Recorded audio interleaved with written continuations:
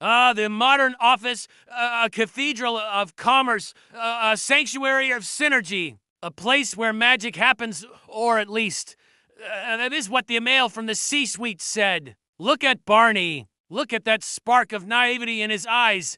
He has read the internal newsletter. He believes that the return to office mandate is about culture. He believes that by physically vibrating in the same air-conditioned box as his co-workers, he will achieve a state of transcendent collaboration. Barney is an idiot. And if you are currently putting on pants with a zipper to commute 45 minutes to open a laptop you could have opened in your kitchen, so are you. Today, we are discussing the greatest lie ever sold to the biological assets of the corporate world, the myth that collaboration requires your physical presence. Let's analyze the specimen in his natural habitat.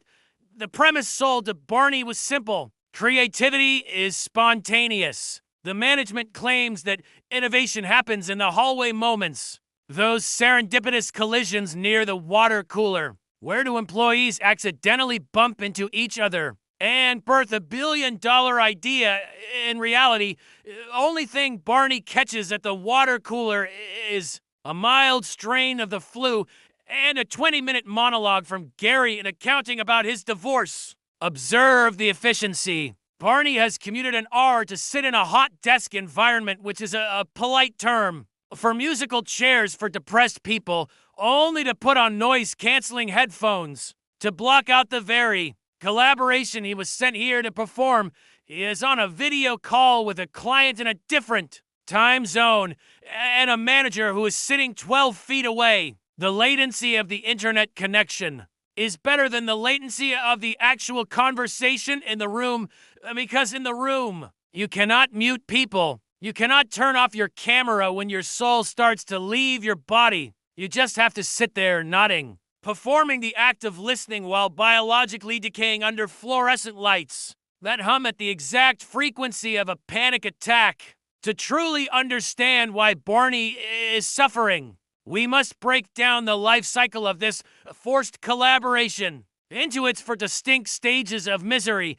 Stage 1 is the commute of denial. This is the period between 7 a.m. and 9 a.m. where Barney convinces himself that the drive is me time. He listens to a podcast about self-optimization to drown out the screaming voice in his head that asks why he is burning fossil fuels to send an email. He arrives at the office exhausted, his cortisol levels already spiking, ready to collaborate with the coffee machine, which is currently broken. Stage 2 is the hunt for infrastructure. In the new Agile workspace, nobody owns anything. Barney spends the first 30 minutes of his day looking for an HDMI cable that works and a chair that does lean to the left. This is what companies call flexibility. It is actually psychological homelessness.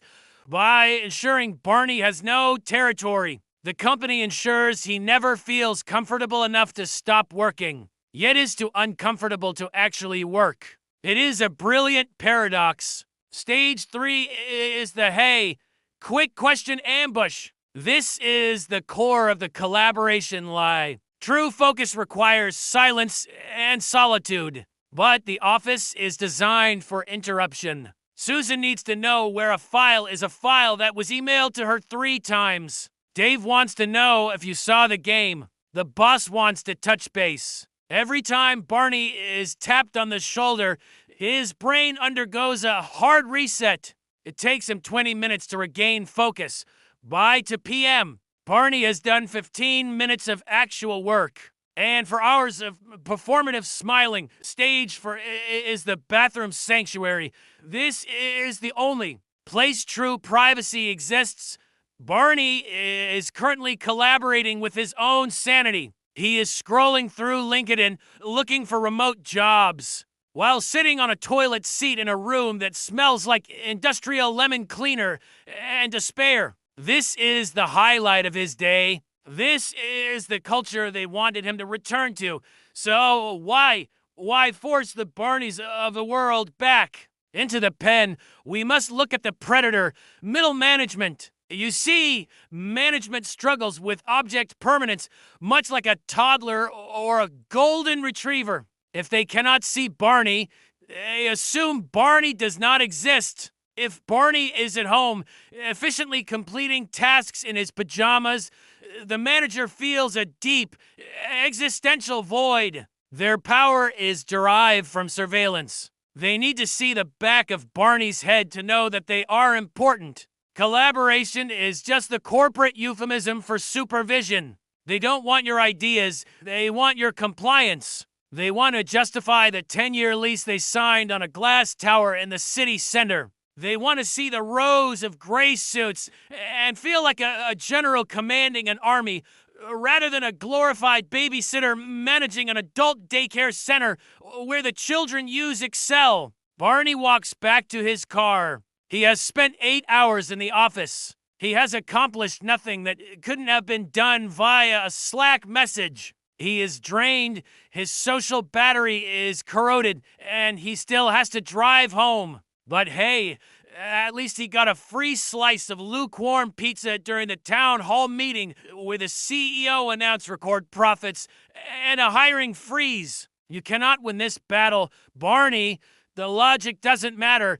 The data doesn't matter. You are a physical object in a spreadsheet of assets. The best you can do is buy better noise-canceling headphones. Master the art of looking busy while dissociated. And accept that company culture is just a fancy word for shared trauma. Subscribe to the channel before HR checks your browser history and realizes you're watching this. Instead of pivoting the data table, go on, do it for Barney. He needs the validation.